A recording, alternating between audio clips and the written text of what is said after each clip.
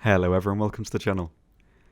So, two things. First thing, thank you all so much for the reception on the last video. It did really well. I'm really pleased with how that turned out. So, yeah, thank you all for the feedback. Thank you for everything. I really appreciate it. And for the second, quite large thing, thank you all for helping me reach 10,000 subscribers. That's a number that I can't really properly comprehend, and especially for the style of video that I make, it's a number I never thought I'd actually reach. So, massive thank you to all of you. Thank you for all the feedback. Thank you for all the comments. Thank you for shares, everything. I really appreciate it, and I'm really thankful and really proud for the community that's come from making this channel. So thank you all so much. Like, I can't really put into words how much I really appreciate it. But thank you. So for getting to 10k, I thought, why not do a giveaway? And I thought I could be quite boring and give away something like 10,000 golden eagles. But golden eagles, they don't last forever. So I thought I'd much prefer to give away something that's real and something that you can appreciate. And that's why I've chosen to give away this. Now, this is a frame that I've made up, and it contains 6 World War II Episcope cards. These are probably from 1943, 1944. Not 100% sure, but they're around that time period, and they are original from World War II. And on the left we have the Ju-87, and on the right we have the Ju-88. I just thought that was a neat pairing there. So these were used predominantly by airmen in a recognition role to identify incoming aircraft from all different angles, to just help them recognise what aircraft in the air were, and just as a learning tool, really. So, if you'd like to win this, all you need to do is make any comment, nothing specific, but just make sure you prefix your comment with the word giveaway at the start, and yeah, that's it really. But bear in mind, you will need to be okay with sending me your address so I can actually ship it to you. But apart from that, yeah, so good luck. Anyway, I should probably get on to the video before I waste all of your time. So, yeah, so as always, I really hope you enjoy. Tier 2 Italy is quite comparable actually to Tier 1, with some decent machines across the board, but let down a little bit again when it comes to the tank destroyers. Regardless though, there are a few really standout machines here, so let's get into them.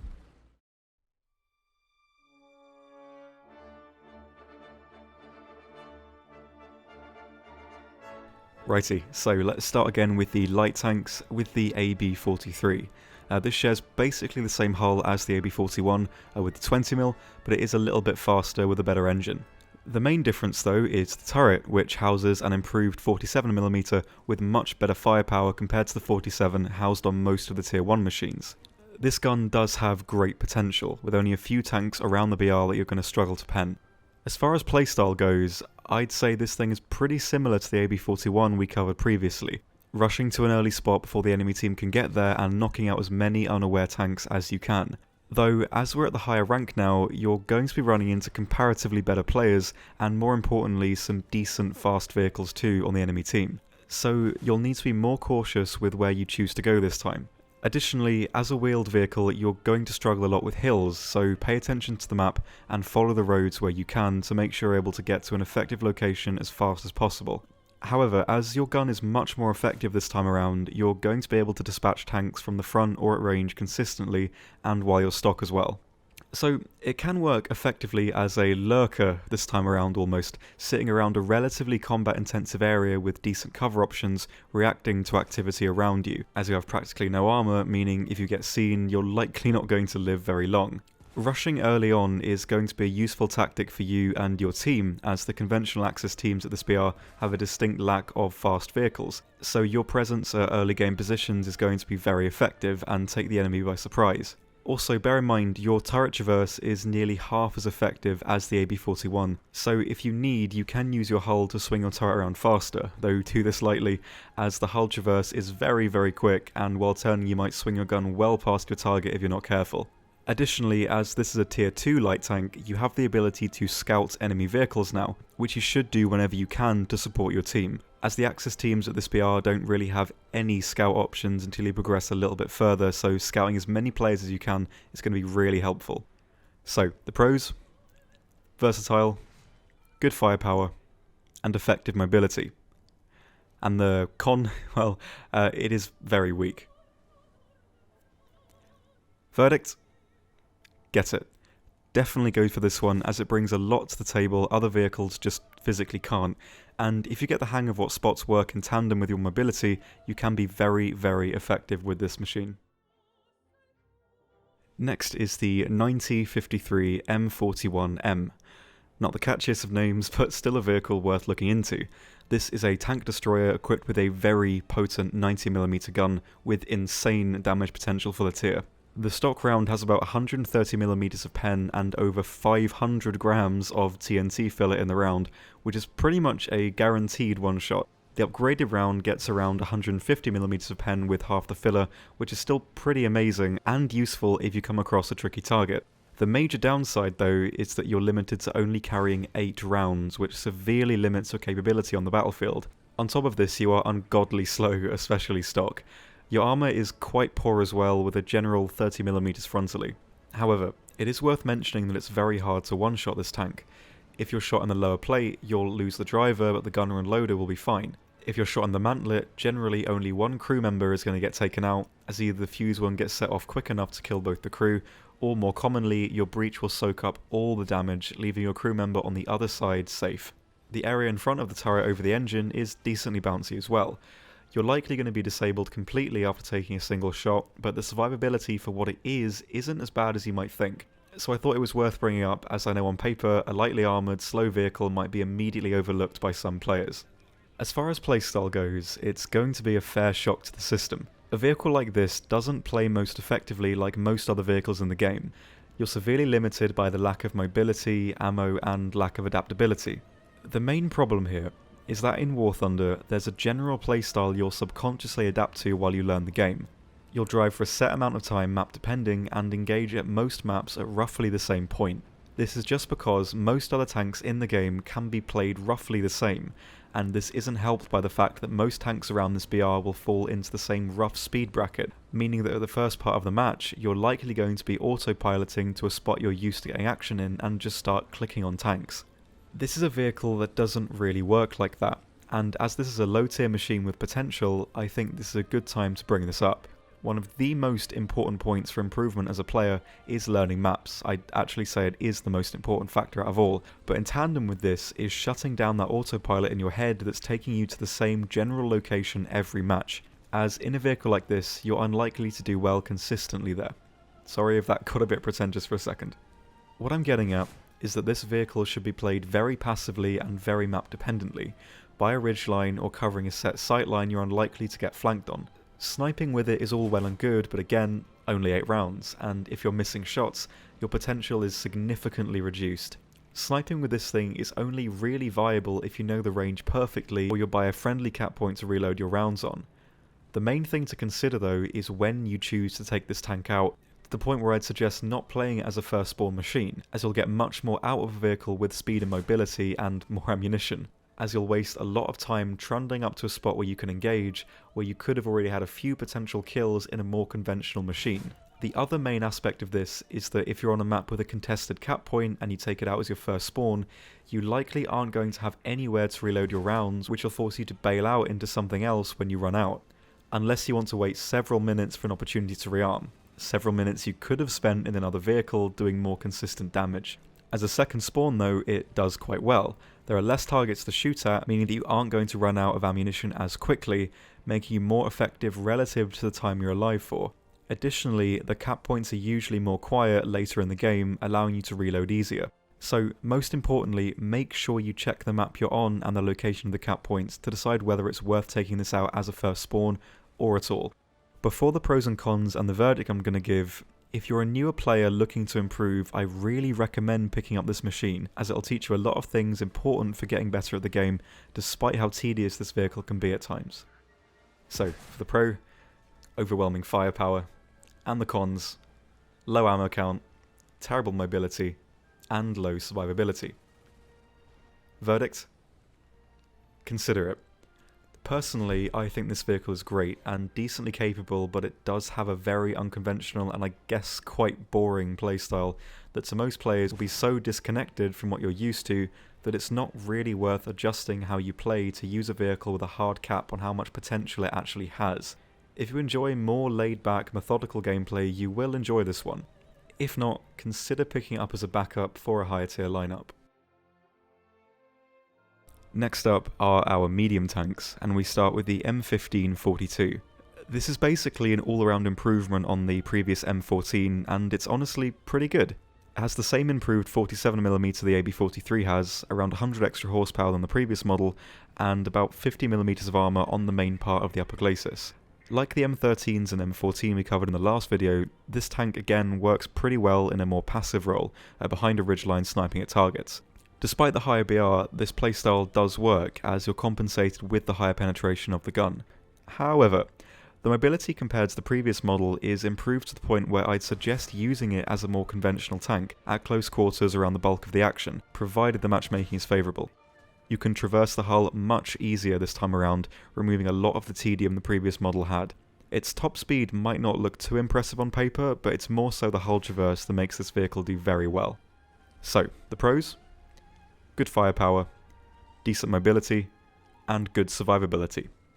And the cons? Well, there isn't really much wrong with this vehicle. The only thing I can really put here is that the BR it sits at might pull it into some higher tier games where it can really start to struggle. So, verdict? Get it.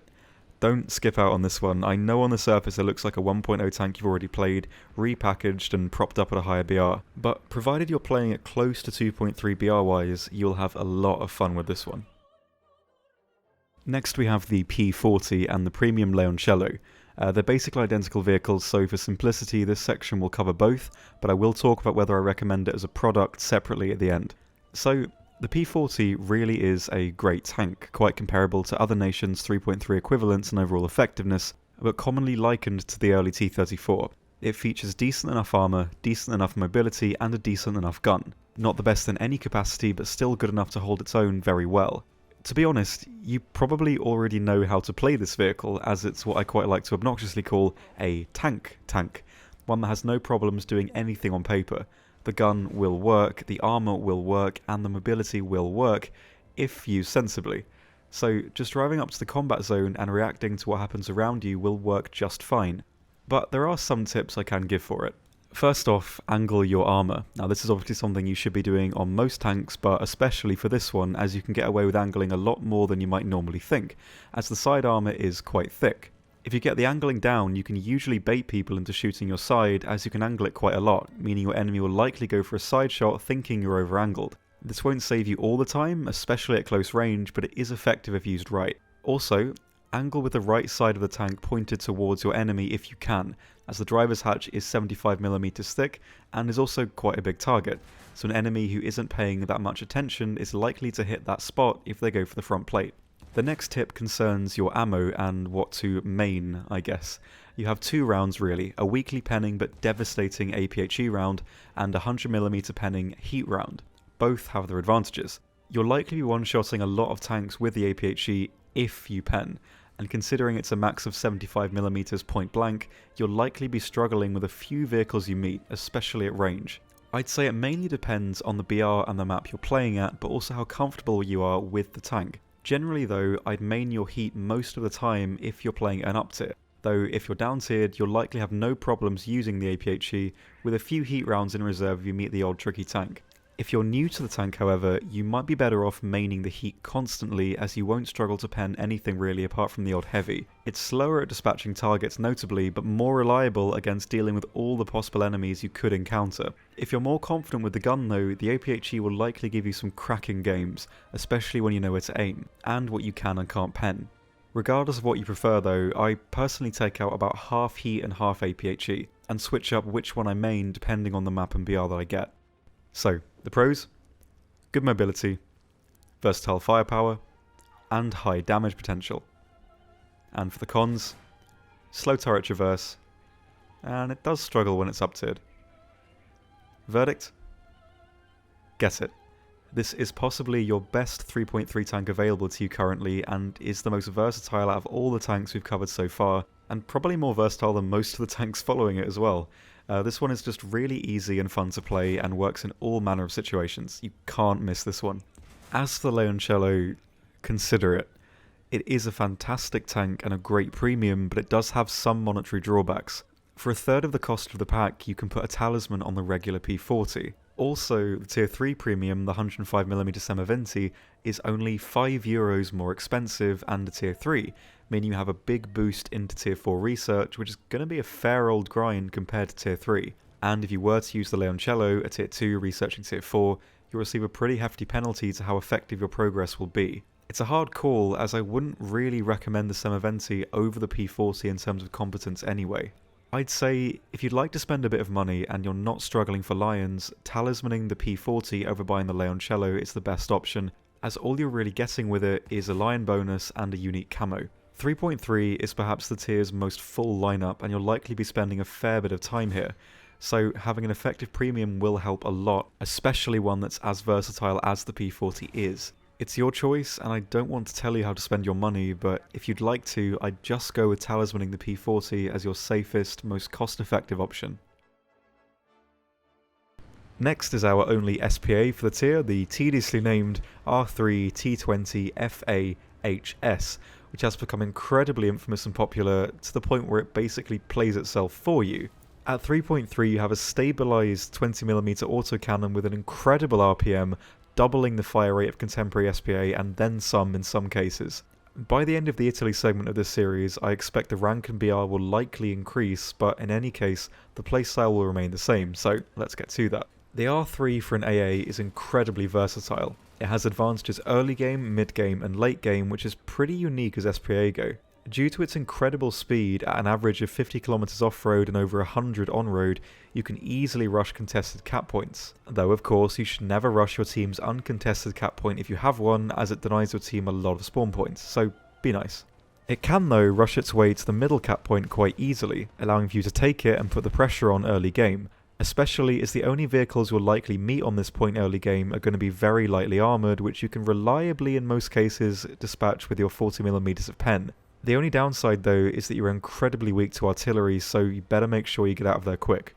I normally though wouldn't recommend this style of play, as rushing a cap point, reaping the rewards and spawning in a plane afterwards just goes against what the ground forces mode should really be about, regardless of how effective a strategy it may be. In any case, the R3 tier for tier is probably the most effective vehicle to do this in, and it would be disingenuous of me to not mention this based solely on the principle that I don't really think you should be doing it. Anyway.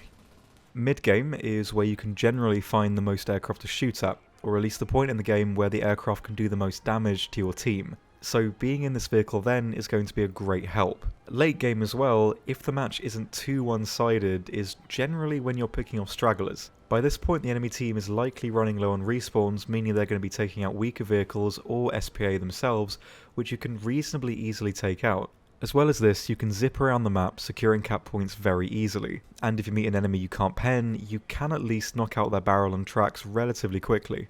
Just a quick note here, if you're fighting an enemy with 50 cals, don't angle the vehicle at all. The sides are very weak and they'll cut right through you. If you remain front on at all times, they can only really slip around through the cupola, and if they do, it's really only the commander that's going to get taken out. Anyway, the pros? Very mobile. Great anti-air ability, and great versatility. And well, for the con, it is very weak. So, verdict? No surprises here. Get it. 100% don't skip this one. Wherever it ends up BR-wise down the line, its effectiveness isn't going to change no matter where you put it really. It's a great AA platform and will work all the way up to 8.0 until you get the Sidam. Sidam? Sidam? Sedan? Next we have the tank destroyers, and following the trend from tier 1, they're not very good here either. In any case, we're starting off today with the 75-18 M41. The names aren't any more imaginative either. For a quick comparison, this vehicle is very similar to the German Stug 3A, except worse in every way. It's less mobile, only has 3 crew, much slower reload, and less reliable firepower. It's equipped with a low-velocity 75mm howitzer with a high damage but low penning APHE round and a 100mm penning heat round. The gun itself is probably the best thing about this tank, as when you get the upgraded APHE round with 50mm of penetration at 100 meters and the heat round, you'll be well equipped to take out basically anything you come across. But it's the vehicle's mobility and survivability that really do let it down.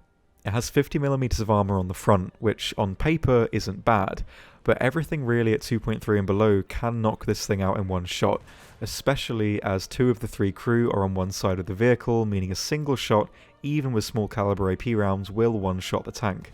The speed and mobility as well is very poor. It can reach about 30 kilometers off-road, but its acceleration and static hull mobility is terrible, making it hard to effectively react to a tank that's close to you, as at this tier, most of the tanks are very quick. The best advantage this tank has is its 12 degrees of gun depression, allowing it to take great advantage of practically any ridgeline. For playstyle, the most effective way I've found to use this tank is in cover behind a ridge. That way the mobility issues don't really factor in, and you can use the gun to decent effect at knocking out most vehicles. Try and find yourself a nice sightline covering a cap or just somewhere defensive really. To get the most out of tanks like these, you need to identify its overall weak points and find a way to effectively negate them. In this case, the weak points are the mobility and the armour. The need for mobility is nullified by finding a spot on the map you don't really need to move from, and the armour issue is somewhat compensated with most of it being hidden from sight, as the great gun depression means you won't really need to poke out of cover as much as normal. The wider problem here though is it worth making the effort to make a vehicle like this work somewhat over using a vehicle that doesn't need any special treatment? Well, luckily for you dear viewer, this next part might help you make up your mind. The pros: great gun depression and decent firepower. And the cons: poor mobility, low survivability, and poor versatility. Verdict: consider it. Only though for the reason that it can fit into the 2.3 lineup if you plan on making one. Otherwise, there's no real reason to pick it up. I actually expect its BR to be lowered soon actually. I imagine they put it at 2.3 back when it had 75mm of frontal armor on the dev server and just never changed it. That, or they just likened it too much to the Stug 3 and stuck it at the same BR. It's nowhere near as effective though. So I'd say it's reasonable to expect it to be lowered at some point in the future, but maybe not, as the French might struggle with it. I guess we'll see. Next is the 7532 M41. We won't be covering this one very much as it's just so similar to the previous vehicle. The armour and mobility are identical, with the only difference being that it has a better gun with a much worse reload at just under 10 seconds stock. And for some bizarre reason it's at 3.0. So just slide it over. There we go. Now it's perfect. Back to reality though. This thing has a very similar gun to the one that's on the P40. It has an extra few millimeters of penetration on the APHE, but that's honestly it. It has nothing really going for it at 3.0 at all. If you do want to play it, I'd recommend the same playstyle as the previous vehicle, as the gun depression is still pretty decent. Pros: again, good gun depression. And the cons: poor reload, poor versatility, poor mobility, poor survivability, and unfavourable BR. Verdict: I don't think we'll need a drumroll for this one. Avoid it. There's no reason to pick this one up for any reason whatsoever really. It has no lineup where it excels in any way, and to be honest, the only reason why this thing is where it is to create the illusion of variety and progress in the game, especially in a small tree like Italy where there are only a few vehicles anyway. Balance-wise, it could and should be lowered down, but even if it was say lowered to 2.7, it'd still have no lineup. It wouldn't break the game to put it at 2.3, but it likely won't happen. This one sadly might just be destined to be forever redundant. Lastly for tier 2 we have the 7534 M42. This one is refreshingly a little bit different. The armour again is the same, but it's a little bit faster and houses the exact same 75 that's on the P40. As well as this, it does have a quicker reload as well. So all we really have here is an all-around improvement on the previous tank destroyers in this tier, but again it doesn't really stand out. Now I feel like this is a good time to actually mention this. A tank destroyer usually has a gimmick, usually a gun that's found on a higher tier vehicle but at a lower BR, usually with a drawback such as no armour or mobility, an example of this being something like the Archer. It's either that or they're very well armoured but slow or with a weak gun, etc. But the problem with this tank destroyer explicitly is that it's at the same BR as the P40, a medium tank that has every advantage over it, apart from the height, I guess. It's slower reload, worse survivability, etc, etc. So There's no situation where anyone would do better taking the M42 here over the P40 apart from maybe spawn point cost. So the only role it plays really is as a backup.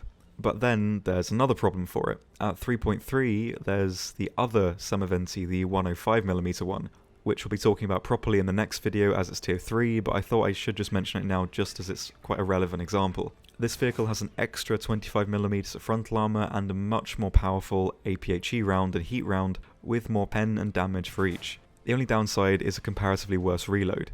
So why I'm mentioning this mainly is because I think the 3 Semoventi tank destroyers in this line are all currently unbalanced. They're outclassed to their respective BRs because they just don't have anything special or powerful about them. And I'd confidently say currently that at their respective BRs, they would never be the first choice to take out over anything. The 90mm tractor we covered earlier is a tank destroyer balanced right. It has a very powerful gun at a low BR, but with the drawback of poor armour and poor mobility. It does have an advantage over your other choices at the tier as it can pen practically anything. The M41s and M42 don't have anything really over their contemporaries, or rather, they have no overwhelming advantage. An overwhelming advantage in this sense would be the Hellcat's mobility, the T95's armour, or the Nashorn's gun. These are all great vehicles and have something about them that makes them worth playing over other options. In certain situations, the 3 Semoventis here have nothing between them that would merit using them over another vehicle if you weigh the positives and negatives. Sorry if that interlude went on a bit too long there, it's just something I noticed and wanted to make light of. As I'm sure everyone else thinks as well, all vehicles should be placed at a BR where they have some slight advantage, as a lot of time and money goes into making and implementing these machines, and it's such a shame that they fall at the final hurdle at being placed at a BR where they have effectively no meta use, and just left in the shadow of other vehicles. I guess what I'm saying is I hope Gaijins see this and alter their battle ratings a tad, even though I know that's probably an unrealistic hope. Right, that was a much longer tangent than I initially planned, so sorry about that. As far as playstyle goes, for the 34M32, again, it's basically the same as the previous models, only difference is that because it's a bit faster, you might be able to reach some better spots at a faster pace. But playing this one passively using ridgelines will again probably be the best way to keep you alive and net you a few kills. As the tank is so short and the gun depression so comparatively good, you only really need to show a tiny sliver of the vehicle to fire an enemy tank. So, pros, good gun depression, and decent gun. And the cons, poor survivability, poor versatility, and unfavourable matchmaking. Verdict: consider it. It works as well as it can for a backup in your 3.3 lineup, and as it can fire faster than the 105mm Semoventi, you might find yourself preferring this one. It's honestly just down to your preference. Right, so that's all the tanks I've got for today, but before I cover the lineups, these are what I'd recommend for your aircraft options for ground battles. So I'm going to cover these quickly and just in order of the BR, so not necessarily in the order of how effective I think they are. So, first we have the Ju-87R2. This is basically the same as the German variant, except it's limited to the Italian bombs, meaning it does miss the 1000 kg the R2 was famous for on the German tree. It does still get a 500 in the main bay, with 4 50 kg bombs on the wings, which can still undeniably be effective. Next is the Ju-87D, again functionally the same as the R2, but again limited to the Italian bombs. It gets the same 500 kg in the middle bay, but this time with 4 100 kg bombs in the wings. Next is the RE-2001CB. The CB is essentially for a fighter bomber designation. So it's the standard 2001, but with ordnance options this time, it gets 1 250 and 2 100s. It does tend to roll a lot though, making the bombs quite hard to land accurately, but it's versatile in what it can do, which is the main reason why I recommend getting it. It's okay performance-wise, the engine cooks a fair bit, but as a dogfighter you can give anything in the airspace a run for its money, and ground strike too. Lastly is the premium Duck, the HS-129B2. Now I do really recommend this one as it's easily the best ground attacker available to you, it's just a shame that it is a premium. It's slow and hard to handle, but can be equipped with a 30mm HVAP slinging cannon, which can chew through basically anything you can see with ease. I wouldn't say it's essential to get, but certainly has the most potential for dealing damage out of anything so far. Right, onto the final segment, the lineups. As I've been mentioning on and off, there's only really two lineups for this tier. Firstly, a 2.3 lineup with the AB43, M1542 and the 7518 M41.